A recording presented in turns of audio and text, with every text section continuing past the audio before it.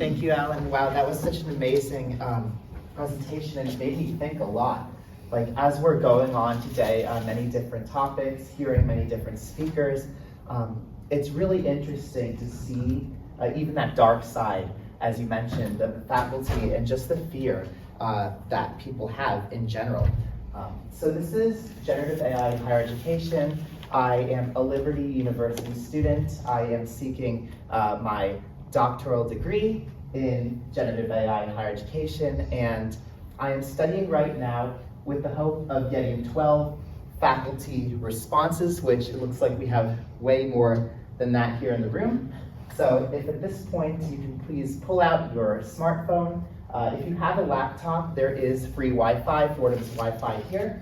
But if you scan this code, and this will only be if you're a Fordham faculty, or if you have a Fordham email address, that'll work too. But anybody can scan the code, so all of you can scan it and see the data that I put there. But those of you who do have a Fordham email address, if you would please put your email address on the top of that bar, that will really help me and email you an invitation to the faculty study that I'm doing. I surveyed 12 students this past 3 months, and I will be surveying you all. It's just some open-ended questions. This is the only email that I'm going to be sending you, so I will not send multiple emails, just this one email. And yeah, I'd love to hear your answers to really the open-ended questions.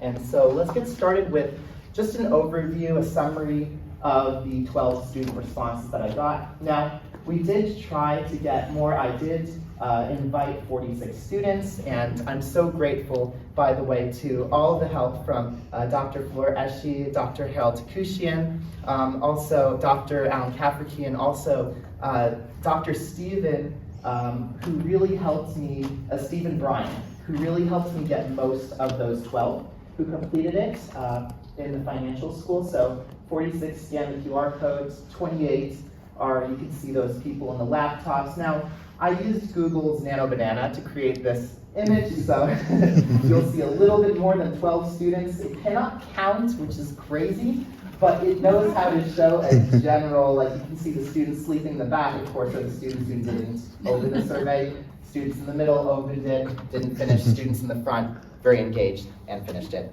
So that came to 10 male students and 2 female students, and 11 undergrad. There was 1 graduate student, but mostly ages 20 through 25, 21 mostly, and a diverse sample too.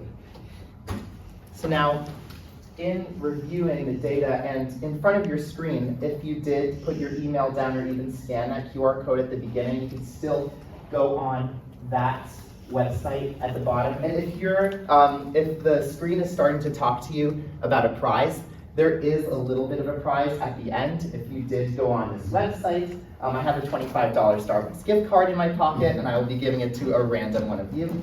But anyway, if you did go on that website, nonetheless, you will see the data in front of you. So these images are summaries of the data, but feel free to scroll through and even look at some of those pie charts and graphs. They're really interesting. But 10 feel positively toward AI, and 3 of those are really enthusiastic. You can see like that person down in the far left, really enthusiastic about AI. 1 unsure. I put that girl over there deep in thought, and then this guy. Nano Banana thinks that people who are sad are maybe laughing a little bit, or like, you know, maybe he's in pain. Maybe this is like not that sort of smile. But anyway, 1 really negatively. Yet continues to use it. It's like, oh, I'm using it, but we found out from Bruce, this anonymous, and by the way, all the names are confidential when you scroll through that website, but Bruce was saying, oh, I really don't like how AI is producing the work and what answers are coming out. I still really heavily rely on it. So 2 out of 3 students, 60% plan on future AI use without increases, which means that they will still use AI. They just won't use it any more than they're using it right now. So this is really interesting. Just like Alan was mentioning earlier, we do have so many faculty and students now using ChatGPT. And ChatGPT is one of those free tools, and I started out using ChatGPT as well. But one Bible verse that really stands out to me, and I know that Fordham is a Jesuit school, has a mission. Fordham seeks to form men and women for others. That sort of mission, change yourself, then tackle the world. Proverbs 3:27 says, do not withhold good from those who deserve it when it is in your power to act. And so at first, trying to tackle just my work problems, I work for devotional writing companies, Scripture Union USA, and we write devotionals throughout all of the United States. And so I was thinking, okay, so these are real authors, real people who are writing, but how can I organize the data, put it together, make it publishable for web and email, make sure that the differences between UK and US, this was a manual copying and pasting job for years.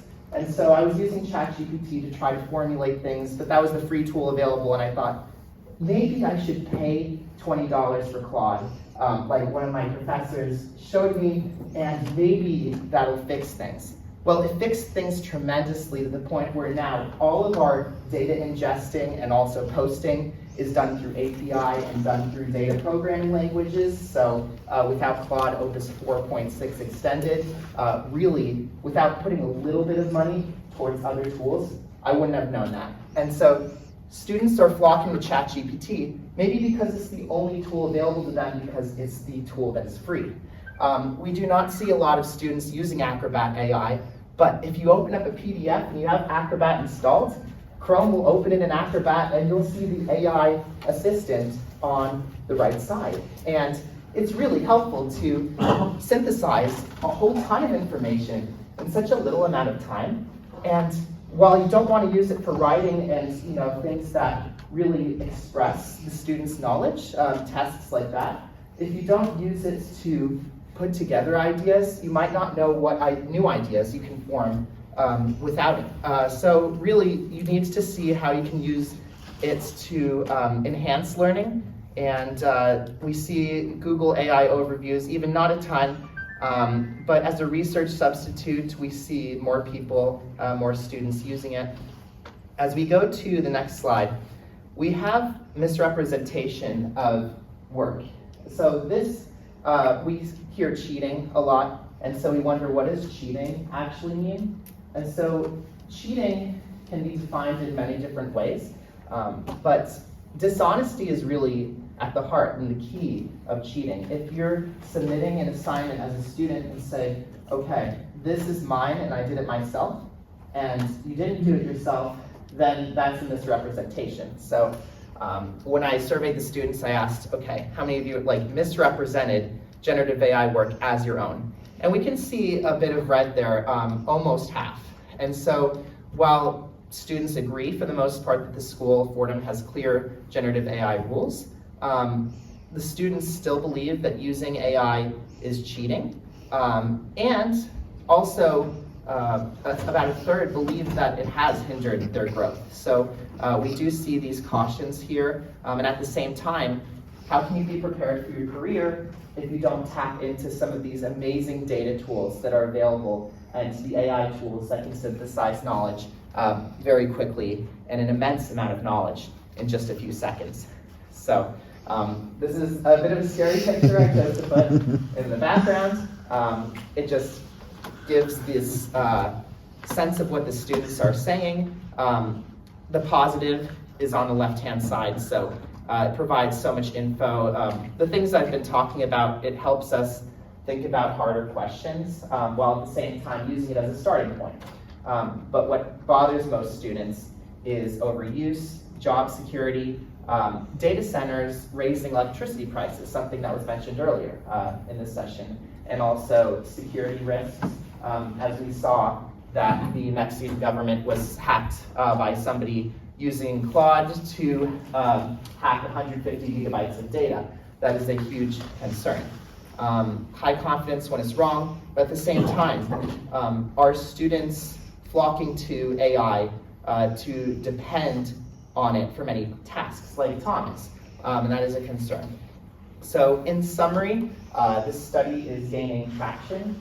We have 12 questionnaires, which completes my portion that I need for my dissertation, for the student section, and then I will be thankfully I have all of you for this faculty portion that I'll be emailing you an invitation. It's a fun survey really. It's a couple questions that you could really you could voice type them probably and just speak your thoughts into the text box. But pragmatic adopters, not evangelists. ChatGPT, of course, is the main one. Cheating and all this we talked about, but I'd like to just look at last year versus this year. We see all of these bars raised. So plan to increase use. Actually, instead, though, one of the bars is not, and that's AI use is cheating. That's actually gone down. But the rest of these, students believe that's a necessary standard, that they learn more. That's the one thing, though, is that they do believe that it is less, that it is cheating. So they think it's more okay. So 2025, last year when I gave a 50-minute presentation, we saw that students were more skeptical and self-critical, more like, I don't know if I should use this. Now it's more, I am using this and I'm seeing issues and I'm trying to resolve issues and I'm still contemplating through how to use this best in the real world. And so that's really it. And so I trust that all of you have scanned the QR code. So now at this point, as promised, I will pull one winner. Oh, we only have 3 entries, is that correct? All right. Random winner? Okay. Raise your hand if you won. Where is it? It's in your email if you scanned the code. You know what, I can probably... If you want, you can come up afterwards. Yes, is it hibri@fordham.edu? Hey! Okay, yes. Congratulations. Here you go. And that's it. Thank you so much. And I know that it's 11:51, and so we have questions for either Alan or I. I'll ask a question of you. Yes. About the students. One of the things that I've noticed about students in the past couple of months is anecdotally. I haven't done a survey yet. I'd love to. Have you noticed a trend of negativity toward AI? I've seen the students take their own kind of I have a real ethical issue with using AI, but your data seem to be kind of slightly different. Right. And I think that probably the best thing is if I go here. This is the screen, by the way. That is essentialdaily.org/the-data. And so the negative part really can be seen by these few bars, and specifically I'll go to this bar. Hindrance on academic growth is still an idea, and also students still feel guilty about cheating, even if they're using it and everybody else is using it. Misrepresentation of work, all of these reds are really where students are suffering, and at the same time students believe that they're learning a whole lot. And that the rules are clear too, even though those reds still appear. But really the most bothering components of AI include overuse, as it shows by Adrian, which is actually my twin brother's name, but this is anonymous pseudonames that are automatic, so just somebody named whoever. This is all confidential. And then also security risk, clarity, value of information is not always the same, so really these factors that are inconsistent. Well, thank you. So is there any questions before I let you all go get, like I said, beef lasagna or eggplant parm? Yeah, just for Skylar, who are your students? You said 14 students last year and 12 students this year? Yes.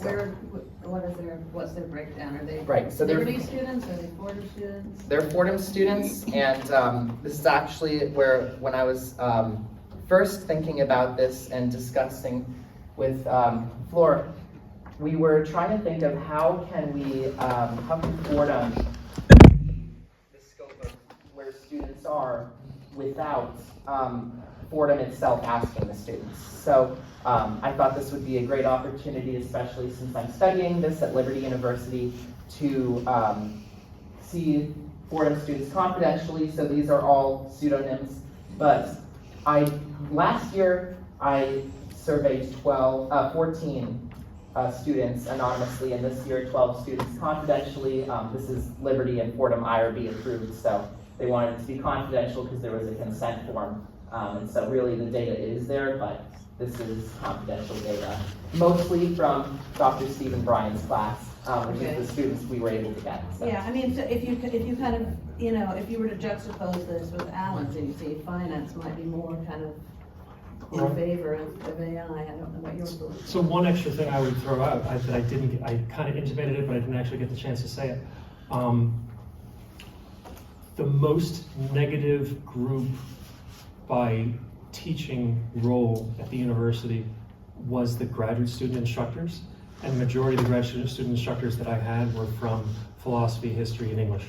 So they were universally against AI, which is interesting because like the tenured faculty in those areas were a little bit more accepting than the graduate students were. So that's where I feel like there's a really interesting study to be had, like at the student level.